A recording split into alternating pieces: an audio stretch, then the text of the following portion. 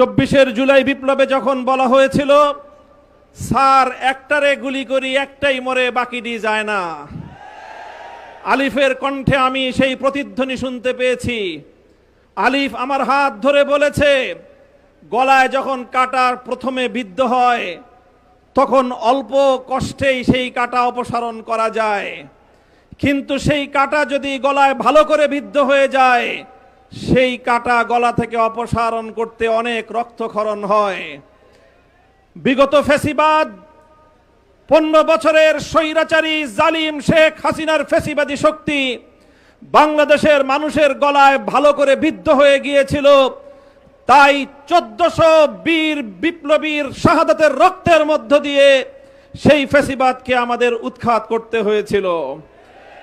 আবার নতুন করে যেই ফ্যাসিবাদ জেকে বসার চেষ্টা করছে, যদি আমরা শুরুতেই তাকে সঠিকভাবে ফ্যাসিবাদের পথ থেকে সরিয়ে আনতে না পারি, তাহলে 1400 দ্বিগুণে 2800 মানুষের রক্তের মাধ্যমে আমাদের এই ফ্যাসিবাদ মুক্ত করতে হবে। তাই আমি বলতে চাই, আমাদের এক সময়ের সহযোদ্ধা, আল্লাহর পয়গম্বরের ভাষায় উনসুর আখাকা জালিমান আও মাজলুমান, তুমি তোমার ভাইকে সাহায্য করো, সে জালিম হোক অথবা মজলুম হোক। সাহাবারা জিজ্ঞাসা করেছিলেন, জালিম ভাইকে কিভাবে সাহায্য করব? আল্লাহ নবী বলেছিলেন, জালিমের হাত ভেঙ্গে গুড়িয়ে দাও, এটাই জালিমের সহযোগিতা। আমরা শহীদ প্রেসিডেন্ট জিয়াউর রহমান, বেগম খালেদা জিয়ার প্রতিষ্ঠিত বিএনপির 90 জালিম ভাইদেরকে লক্ষ্য করে স্পষ্ট বার্তা দিতে চাই, যদি জালিমের হাত, জুলুমের হাত গুটিয়ে না নাও, আমরা সে হাত ভেঙ্গে গুড়িয়ে দেব ইনশাআল্লাহ।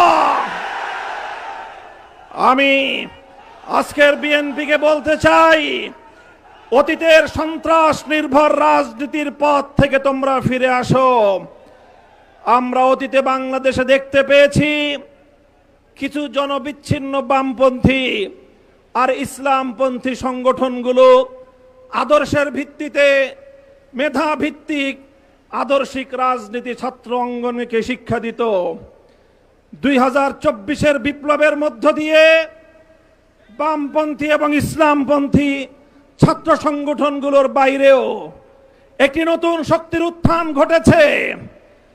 যেই ছাত্র জনতা নাহিদ আক্তার, নাসিরউদ্দিন পাটোয়ারি, সার্জিস, হাসনাত আব্দুল্লাহ, আসিফদের মতো মেধাবী ছাত্র উপহার দেয়, সেই 24 বিপ্লব পরবর্তী নতুন বাংলাদেশে ছাত্র দলের সন্ত্রাস নির্ভর রাজনীতি বাংলাদেশের শিক্ষাঙ্গনগুলিতে চলতে পারে না।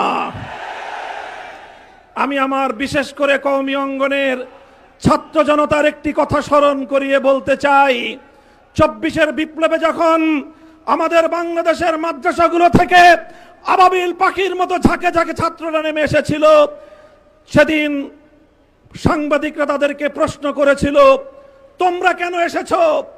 তোমরা তো কোটাও চাও না, তোমাদের তো সরকারের চাকরিরও প্রয়োজন নেই, তবে তোমরা কেন রাজপথে নেমেছো? আমাদের ছাত্ররা বলেছিল, আমরা চাকরির জন্য নামি নাই, স্কুল কলেজ ইউনিভার্সিটিতে আমার ভাইদের বুকে জালিমের বুলেট বিদ্ধ হলো কেন, সেই জালিমের কাছ থেকে প্রতিশোধ গ্রহণ করতে নেমেছি।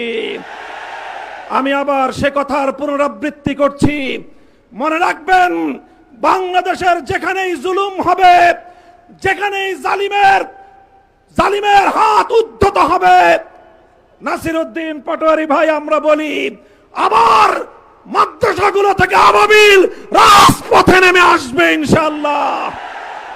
আখেরি পয়গাম, গণভোটের রায় দিয়েছে 70% জনগণ। এই গণভোটের রায় যদি কার্যকর না করা হয়, মনে রাখবেন, এই গণভোটের রায় আমরা পেয়েছি 1500 শহীদের রক্তের বিনিময়ে।